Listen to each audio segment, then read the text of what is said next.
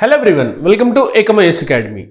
So we are discussing about the Down to Earth magazine. So in the second part of February, we have a magazine article related with slumming it.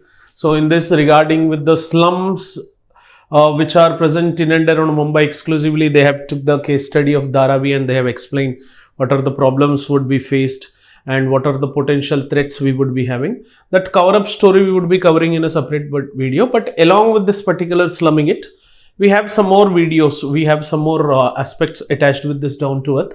So in which one article has been related with the migratory species, one article was related with Ramsar sites, and there is one more article related with interim budget. As you know, interim budget is a transitional budget when there would be a Lok Sabha election across the nation.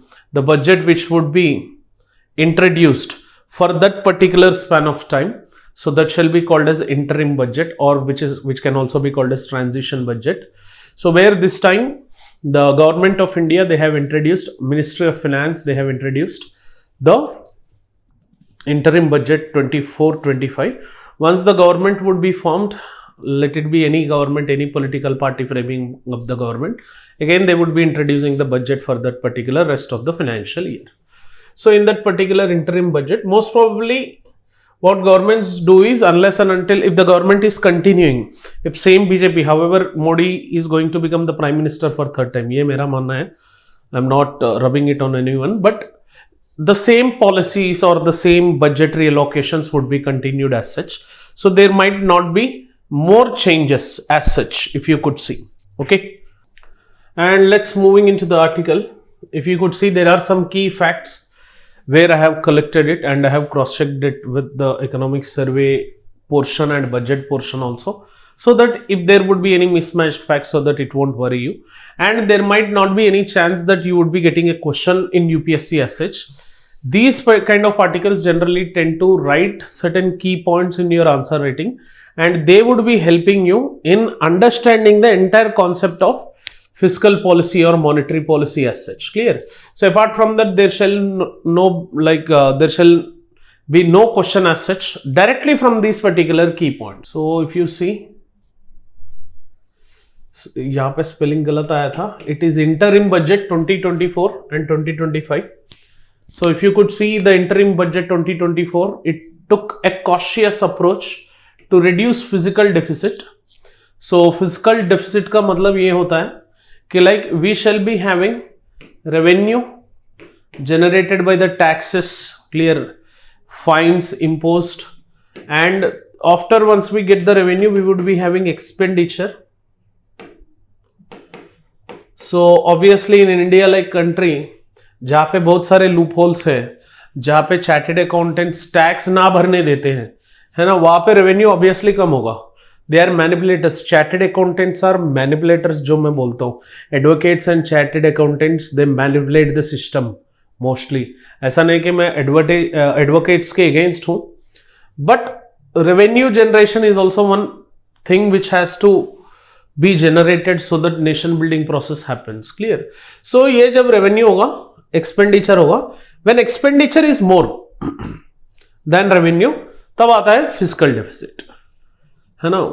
So generally expenditure में we would be having freebies, we would be having allocation of funds to different sectors, we would be having subsidies, we would be having grants, we would be having loans giving to the state government. So एक बार आपका economy faculty जो भी है वो अच्छे तरीके से बताएगा व्हाट फिजिकल पॉलिसी इज. यहाँ पे मैं ओवरऑल जनरलिस्टिक व्यू बता रहा हूँ आपको कि एक्सपेंडिचर जब रेवेन्यू से ज्यादा होगा, this shall be called as physical deficit, and this prioritization led to inadequate allocation of key sectors. So government ने क्या किया, as elections are coming very closer, इधर this might be there um, और to actually mindset में यही होगा कि like physical deficit को कंट्रोल करना है. तो इस कंट्रोल करने की वजह से like prioritization has led to inadequate allocation of key sectors. मतलब जैसे एग्रीकल्चर सेक्टर है, हेल्थ सेक्टर है, एजुकेशन सेक्टर है, नहीं तो सर्टेन की स्कीम्स है, MNREGA, प्रधानमंत्री Awas Yojana, Pradhan Mantri like regarding with the health we have Ayushman Bharat scheme, तो उसमें थोड़ा बहुत एलोकेशंस कम दे चुके हैं ताकि ये फिजिकल डेफिसिट को टैकल करे. So they are expected certain rates of this particular physical deficit, वो रेट्स आगे दिखाता हूं. So there was clear emphasis on physical consolidation, ये कीवर्ड याद रख लीजिए आप, फिजिकल कंसोलिडेशन. तो फिजिकल कंसोलिडेशन का जनरल लेमन डेफिनेशन लिखा हूं मैंने. So reducing the fiscal deficit by reducing allocations to the policies by the government, whereby this fiscal consolidation entails strengthening government finances. So it shall strengthen the government finances, aiming to reduce annual borrowings and historical cumulative public debt. So ये होता है actual physical consolidation का definition. तो government का जो finances है उसको strengthen करना एंड रिड्यूस एनुअल बोरोइंग्स, मतलब जो भी स्कीम्स में अगर हम पैसे खर्च करना चाहते हैं तो मार्केट से बोरो करना पड़ता है गवर्नमेंट बॉन्ड्स देके, तो वो बोरोइंग कम करना एंड हिस्टोरिकल क्यूमुलेटिव पब्लिक डेब्ट जो भी है उसको कम करना. So this process would be coming under physical consolidation. For this what government does is to reduce the physical deficit, allocation जो भी है पॉलिसीज में वो थोड़ा कम करते जाएगा, है ना. तो ये याद रख लो आप. सो फिजिकल डेफिसिट ऑलरेडी मैंने बताया इसका डेफिनेशन. जो भी गैप है रेवेन्यू एंड एक्सपेंडिचर के बीच में, सो इस पर्टिकुलर गैप को हम फिजिकल डेफिसिट बोलते हैं. जिंदगी में ऐसा ना हो कि लाइक इंडिया में फिजिकल डेफिसिट ना हो और जीरो पे आ जाए, है ना, और इक्वल हो जाए और पॉजिटिव हो जाए. Because of growing population, revenue collection is very less, expenditure would be more unless and until government reduces its subsidies, government reduces its freebies as such. So ये फिजिकल डेफिसिट तो रहेगा India में, है ना. सो थोड़ा बहुत फैक्ट्स मैंने collect किया था, ये डायरेक्टली मैंने डाउन टू अर्थ मैगजीन में जो फैक्ट्स दिया हूँ एंड थोड़ा बहुत इंटरनेट से क्रॉस चेक करते हुए मैंने कलेक्ट किया. ये थोड़ा फैक्ट्स है ऐसा है कि like they might help you in answer writing in GS paper 3 and GS paper 2. So if you could see, the health budget saw a marginal increase from the revised estimates of 23 and 24. अगर आप देखेंगे share of GDP contribution के हिसाब से 0.29% total share है ये health budget का. अगर आप देखेंगे सो टोटल अगर 1 लाख है, ठीक है, तो इसमें 1000 होगा 1% का, तो somewhere around 290 rupees, 0.29% of share of GDP. So this percentage health budget में इन्वेस्ट किए हैं. So much lower than the targets which National Health Policy 2017 से लाया था. Generally National Health Policy 2017 ये बोलता है कि like we have to aim to give 2.5% GDP, मतलब GDP अगर 100 rupees है उसमें 2.5 rupees have to be allotted to this particular health budget by 2025. ये एम्बिशन रखा था 2025 तक, बट अभी कोशिश करें तो ये बहुत दूर है. 0.29% जो है, एटलीस्ट अगर ये 1.5 तक 24-25 में हुआ तो भी चलेगा, बट ये दिस इज ऑलमोस्ट 0.29%, तो उतना खास नहीं है. So they have reduced almost regarding with this particular percentage. ये एक नोट करने की चीज है. जो गवर्नमेंट आयुष्मान भारत के बारे में बात करती है, जो देश जीने की बात करती है, तो उस पर्टिकुलर देश में health budget is reducing as such. So we have to have a concentration on this health budget. हो सकता है प्रीलिम्स में marginally they might not ask the percentages, but revised estimates से एंड एक्चुअल बजट से कितना percentage grow हुआ, they might be asking this question. तो no need to remember the facts. वो एक आधा क्वेश्चन के लिए हम पूरा बजट इकोनॉमिक सर्वे रटने की जरूरत नहीं है, क्योंकि हमें 200 आउट ऑफ 200 नहीं चाहिए भाई. 110 100 भी चलेगा, 100-110 के बीच बीच में.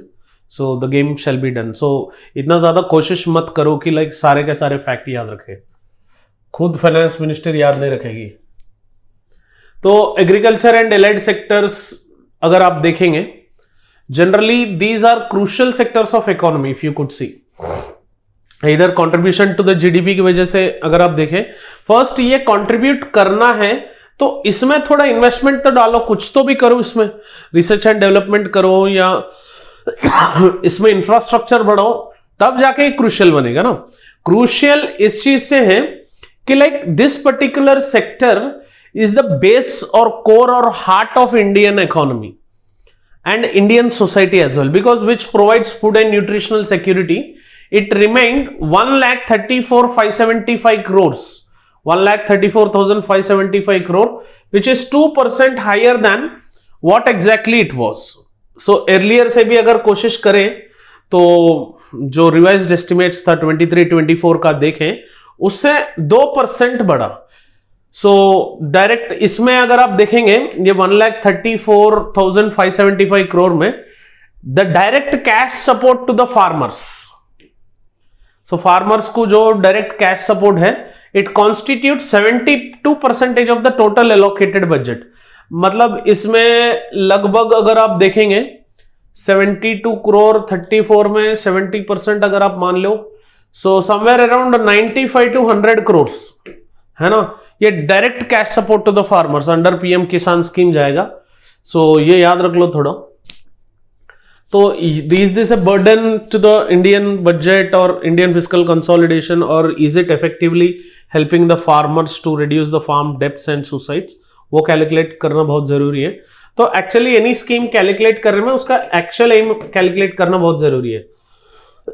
But what people would be doing is they will calculate the present performance and they will calculate the rest of the factors. मतलब इस लोगों को इतना जा रहा है, इस लोगों को इतना जा रहा है, बट एक्चुअल एम्बिशन कैलकुलेट करो that it has achieved it or not. Done. So since 2019-20 it share has the most value.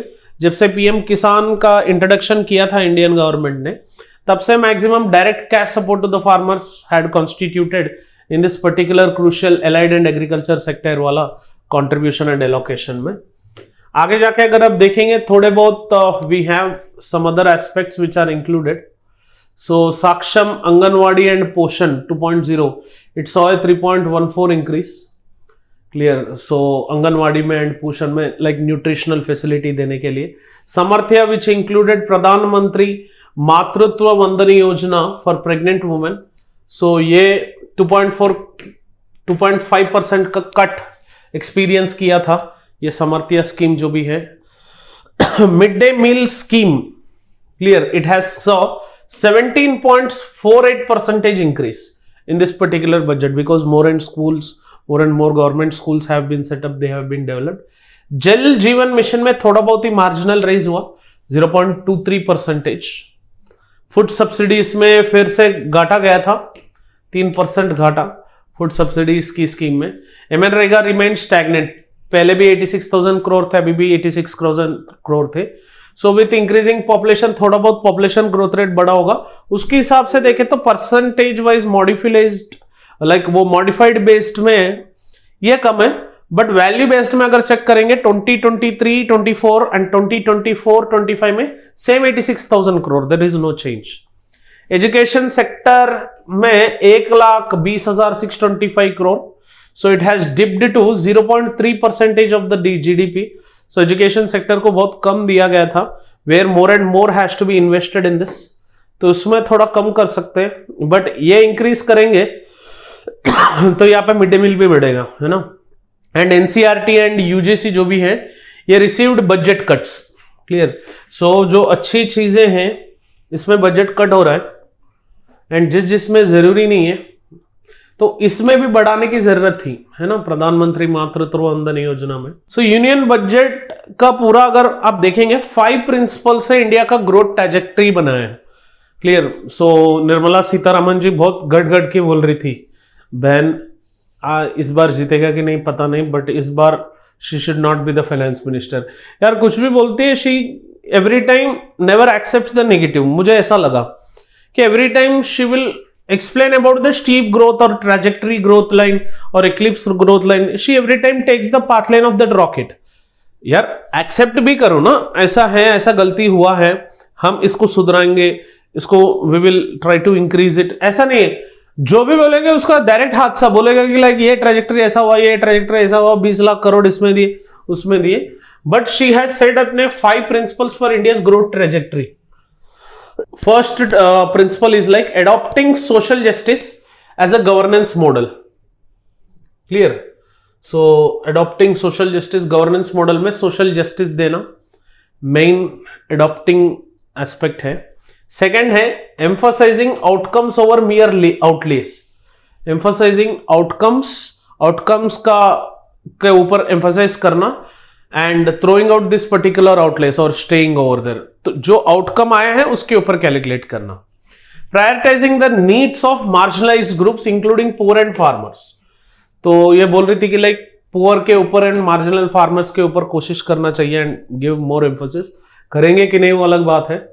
Harnessing the potential of digital infrastructure, इसका नेगेटिव्स का भी नहीं बताएंगे आपको, बोलेंगे कि लाइक हम डिजिटल इंफ्रास्ट्रक्चर इंक्रीज कर रहे हैं, आर्टिफिशियल इंटेलिजेंस कर रहे हैं, इंक्लूडिंग आर्ट एंड कल्चर को इसमें उठा के डाल रहे हैं, but this also have some harnessing negatives in it, उसको लिमिटेड करना, उसका लिमिटेशंस एंड चैलेंजेस को ओवरकम करना, ये कभी नहीं बताएंगे ये लोग, है ना। Tackling demographic challenges head on, so ये तो बहुत सारे, population explosion, high increase in population growth rate, few regions experiencing high density of population, problems like urbanization, huge migration, illegal migrants, मतलब tackling demographic challenges, ये 5 ऐसे पटाखे हैं।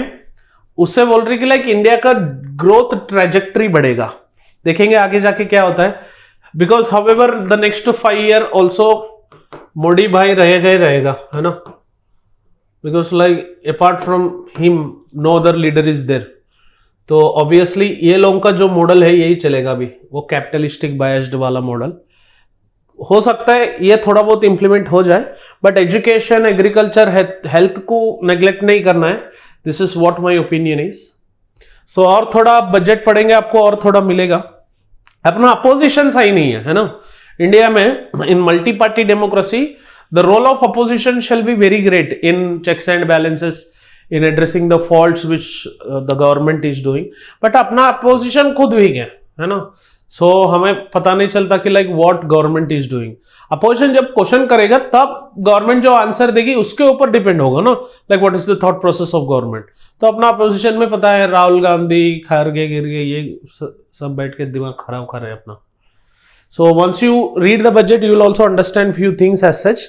So budget has addressed some of these principles. There remains need for more expansive approach, जो मेरा मानना है कि like more expansive, more integrated, more evaluated approach has to be required for India's growth trajectory to become, and agriculture, health, education have to be given the prioritization, and schemes which are benefiting the poor and marginalized have to be concentrated and their allocation should not cut. ये मेरा मानना है union budget से, ठीक है।